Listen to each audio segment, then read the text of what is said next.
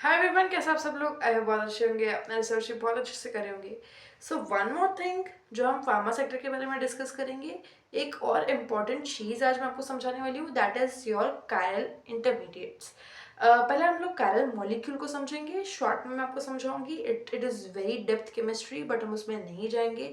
हम उसको उतना इम्पोर्टेंटली, जितना इम्पोर्टेंट हमारे लिए एज ए इन्वेस्टर ज़रूरी है, हम उसको उतना समझेंगे।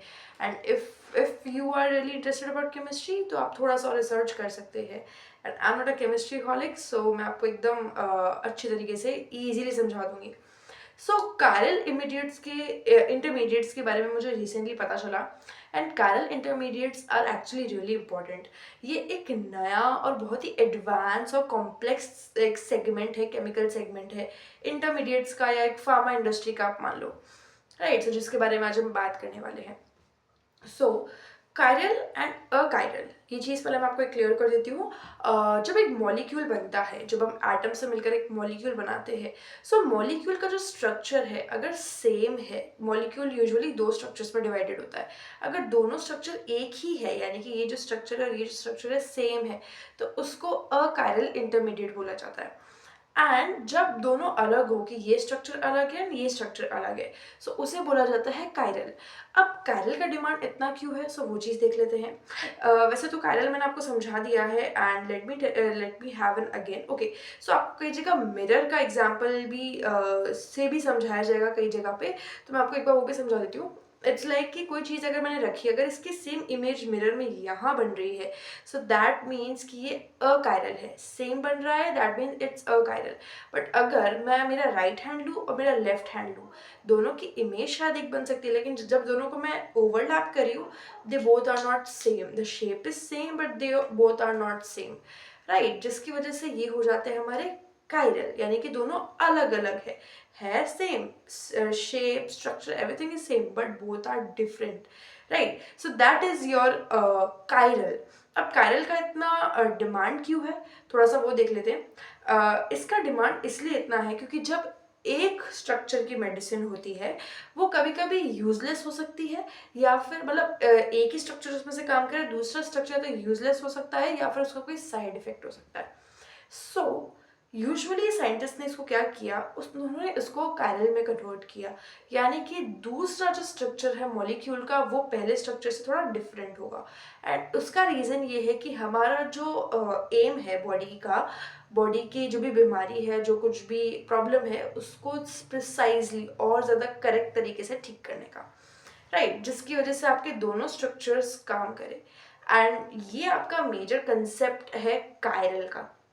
Chiral intermediate is very important, क्योंकि सेम स्ट्रक्चर की जो दवाइयाँ हैं उनके साइड इफ़ेक्ट ज़्यादा होते हैं, बट जब डिफरेंट स्ट्रक्चर्स हो जाते हैं उसका साइड इफ़ेक्ट कम होता है, and they are more useful.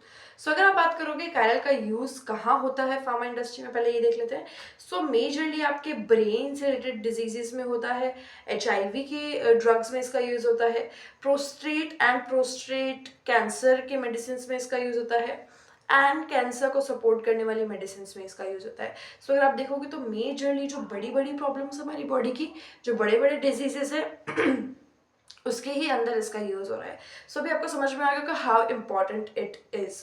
Right, and अगर हम देखें कि कायरल का डिमांड कैसा है, कायरल इंटरमीडिएट का, सो पहली बात तो इसका यूज़ होता है एकदम टारगेटेड और कॉम्प्लेक्स डिजीजेस के अंदर। एंड इसके जो सेफ्टी स्टैंडर्ड्स है बहुत ज़्यादा स्ट्रिक्ट है, इसको हर कोई नहीं बना सकता। इवन जो अकायरल बनाते हैं उनके लिए कायरल बनाना is different and like sort of difficult. So इसके लिए आपको स्पेशल एक्सपर्टीज़ एंड नीश की ज़रूरत है, जो कि ऑफ कोर्स कम्पिटिटिवनेस कम कर देती है इसका, एंड इसको अगेन एक कॉम्प्लेक्स कैटेगरी में डिवाइड करती है। सो अगर हम इंटरमीडिएट की बात करें, सो इंटरमीडिएट में कॉम्प्लेक्स कैटेगरी में आपका कायरल इंटरमीडिएट्स आता है। राइट, अगर आप देखो आज की दुनिया में, तो ग्लोबल अगर लाइक ड्रग सप्लाई अगर हम देखें, तो 60 to 70% कायरल की डिमांड है। यानी कि मॉलिक्यूल्स जो है आपके 60 to 70% आपके मान के चलो कायरल में बनते हैं, यानी कि डिमांड काफ़ी अच्छी है इसकी। बट ये हमें देखना है कि सप्लाई अब कहाँ से आती है, इसमें चाइना का क्या रोल है, थोड़ा सा वो भी हम देखेंगे। अगर हम थोड़ा सा देखें कि कायरल इंटरमीडिएट्स का फ्यूचर कैसा है, सो वेरी ब्राइट फ्यूचर, क्योंकि इट्स अगेन कॉम्प्लेक्स कैटेगरी में इन्वॉल्व होता है। बॉडी के जो भी प्रॉब्लम्स है उसको प्रिसाइजली ठीक करता है। Drugs are more effective, drugs become more effective, जिसकी वजह से अगेन प्राइस हाइक पॉसिबल है एंड इज लाइक कि कॉम्प्लेक्स कैटेगरी में अपने आप ये जाता है just by changing the molecule structure. Of course it's not just, it's a very difficult process, but ये उसका main जो essence अगर आप वो change करते हो, it falls into a very complex category. So अगर आप इसमें देखते हो तो जो जो आज की दुनिया में नया ड्रग डिस्कवरी हो रहा है, न्यू ड्रग डिस्कवरी के अंदर most of the time chiral molecules का यूज़ होता है। ज़्यादातर आपके कायरल मॉलिक्यूल्स यूज़ होते हैं। एंड जो आपकी एकदम बायोटेक एंड स्पेशलिटी फार्मा वाली चीज़ है, बायोटेक एंड बायोलॉजिक्स, एनीवेज मैंने डिस्कस किया था आपसे। मैंने आपको दोनों के तीनों के अंदर डिफरेंस बताए थे। लाइक बायोलॉजिकल के अंदर भी और कितने तरह के बायोलॉजिक्स होते हैं। So again I am talking here about biotech. Okay, so biotech में जो आपके ड्रग्स आते हैं उसके अंदर आपके कायरल मॉलिक्यूल्स का यूज सबसे ज़्यादा होता है। So you can have an idea कि इसका डिमांड फ्यूचर में और कितना बढ़ सकता है। एंड CDMO जो कंपनीज के बारे में हमने डिस्कशन किया था, जब एक्सपेंशन की बारी आती है तो CDMO कंपनीज कायरल में सबसे ज़्यादा एक्सपैंड कर पा रहे हैं, यानी कि CDMO companies have good leverage to expand on. So जब भी हम आगे CDMO कंपनीज को पढ़ेंगे हम देखेंगे क्या ये कायरल इंटरमीडिएट्स पे काम करते हैं या फिर नहीं करते हैं। It's basically about chiral molecules. Molecules बोल सकते हो, इंटरमीडिएट्स बोल सकते हो, इट्स कम्प्लीटली लाइक जो आपका मेन चीज़ है, मतलब chiral is the main thing. Okay, and it's again about your molecule. So yeah, and due to these all reasons आपका complete pharma industry chiral basically asymmetrical। अगर आप इसको थोड़ा और easily समझना चाहते हो, जब symmetry होती है molecule के structures में उसको बोलते हैं अकायरल, यानी कि symmetrical। confusion हो रहा होगा शायद आपको थोड़ा, लेकिन जब symmetry नहीं होती है that is your chiral, that is your asymmetrical, right. And इसका टेक्नोलॉजी बहुत एडवांस है, रिजल्ट बहुत ही एडवांस है, जिसकी वजह से अगेन एक हाइक देखने को मिलता है। As a investor point of view हमको क्या देखने की ज़रूरत है? पहली बात तो ये कि यहाँ पे अगेन चाइना वाला factor as it is apply होता है। सो जो भी चीज़ें हमने डिस्कस करी अभी तक API में फार्मा सेक्टर को लेके, क्योंकि China is the main supplier of all kind of drugs raw material, right. तो समवॉट एक जो सप्लाई है कंट्रोल चाइना करता है पूरे दुनिया का। But after China +1 strategy India में बहुत स्कोप बढ़ गया है कायरल को लेके, कंप्लीट फार्मा को लेकर ही बढ़ा है। तो अगर मैं कभी कॉम्प्लेक्स की बात करूँ तो उसमें कायरल भी जाएगा।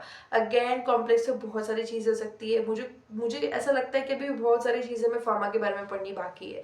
बट वही है, जितना हम लोग डेप्थ में जाते जाएंगे उसका कोई अंत नहीं है। It's like a deep and vast ocean pharma अपने आप में, the complete biology and chemistry का मिक्सचर, जिसको पढ़ते पढ़ते पढ़ते पढ़ते शायद मेरे वीडियोस हज़ारों बन जाएंगे। But again as a investor हमको क्या क्या चीज़ देखनी है उस पर ज़्यादा फोकस कर रही हूँ। सो अगेन हम चाइना का अगर लेके बात करें तो फिर वही फैक्टर जो एज इट इज़ अप्लाई होता है कि एक जो प्राइस डंपिंग वाली चीज़ है वो अगेन अप्लाई होती है। बट चाइना +1 स्ट्रैटेजी में मैंने आपको एक और चीज़ बताई थी, अगर आपने वो वीडियो देखा होगा, कि चाइना में अभी लेबर के प्राइसेस इंक्रीज हो रहे हैं, जिसकी वजह से ऑल्टरनेटिव बन रहा है इंडिया। अब देखो, वैसे तो ये अच्छी चीज़ है कि इंडिया के पास डिमांड आ रही है, बट इसके पीछे एक और रीज़न है कि इंडिया में लेबर बहुत ही सस्ते हैं। इंडिया में labours under under like valued होते हैं, अंडर पे किया जाता है उनको। So internally it's a bad thing, but somewhat अगर आप डिमांड की साइड से देख रहे हो कि इंडिया के अंदर मैन्युफैक्चरिंग आ रहा है कि नहीं आ रहा, इंडिया के अंदर बिजनेस आ रहा है कि नहीं आ रहा, उस पॉइंट ऑफ पर्सपेक्टिव से this is a good news. And अगर हम थोड़ा सा देखें तो इसका जो टेक्निकल बैरियर है अगेन बहुत हाई है। वही है कि आपका फेलियर के चांसेस ज़्यादा रहेंगे, हमेशा फार्मा में आपके फेलियर के चांसेस ज़्यादा है। सो ये चीज़ तो अपने दिमाग में आप फिट कर ही लेना।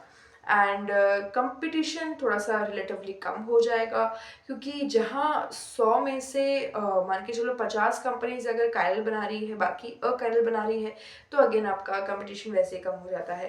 एंड यहाँ पर आपके मार्जिन्स जो है, कमोडिटी जो आपका एकदम है बेसिक API या फिर बेसिक इंटरमीडिएट जो है उससे बेटर होंगे। सो एक पॉजिटिव सिग्नल है। एंड एक एक जो लॉन्ग टर्म कॉन्ट्रैक्ट्स है वो पॉसिबल है CDMO के थ्रू। ये आपको ध्यान रखना है, नॉर्मल कंपनीज में ज़्यादा नहीं मिलेंगे, बट CDMO के थ्रू अगर आप जाते हो तो लॉन्ग टर्म कॉन्ट्रैक्ट्स पॉसिबल है। एंड या so again regulatories are same, R&Ds are same. बहुत ही जो एकदम तगड़े टाइप का रिसर्च है वो of course will be there, testings are same, right. So या एंड कुछ नेगेटिव पॉइंट्स आपके ये कि again regulatory is very strict, तो फेलियर के चांसेस ज़्यादा रहते हैं, एंड फैक्ट्री बंद होने के चांसेस ज़्यादा रहते हैं। फैक्ट्री चलने से अगर फेलियर कंटिन्यूस हो रहा है, इट्स लाइक कि आप जो रेगुलेशंस है उस पर खरे नहीं उतर पा रहे हो अगर, तो ये आपका और उसके पॉइंट बन जाता है। एंड क्योंकि इसकी केमिस्ट्री बहुत ही कॉम्प्लेक्स है तो R&D कॉस्ट भी अगेन बहुत ज़्यादा हाई होगा। एंड कभी कभी अगर आपका मॉलिक्यूल स्पेसिफिक नहीं हो पा रहा है तो पूरा का पूरा बैच फेल हो सकता है। सो ये कुछ हाई रिस्क पॉइंट्स है जो कि ज़रूरी है हमें जानने। एंड कंप्लीट थिंग अप्लाइज, जैसे जो जो जो चीज़ हमने फार्मा में डिस्कस करी है हर एक चीज़ एज इट इज़ अप्लाई होती है, right? So yeah, these are the things about chiral intermediates and या फिर chiral molecules, whatever you like to say it. But actually intermediates आप उसको as a raw material में consider कर सकते हो, but main चीज़ वो chiral molecules है। थोड़ा सा आप इसको पढ़ सकते हो, रिसर्च कर सकते हो, बट जितना एसेंशियल है I have share all the information with you. And हमें बस ये देखना है कि chiral is actually complex kind of category, तो वो कहाँ कहाँ यूज़ हो रहा है। एंड हमें पता चलेगा कि हाँ this company is making chirals, that means इनके मार्जिन थोड़े बेटर हो सकते हैं। एंड एक कॉम्प्लेक्स तरीका है तो again risk comes with that as well, right? So these are the things about chiral and chiral, और yeah, it was an interesting topic क्योंकि मुझे पढ़ने में बड़ा मजा आया था, एक नई चीज़ और जानने को मिली एंड आप लोग को भी, right? So yeah, I'll be making such more videos जो भी important मुझे लगेगा कि हाँ ये चीज़ डिस्कस करना ज़रूरी है। So yeah, be ready for those videos, and yeah, I will see you in the next video. Till then, do research. Thank you.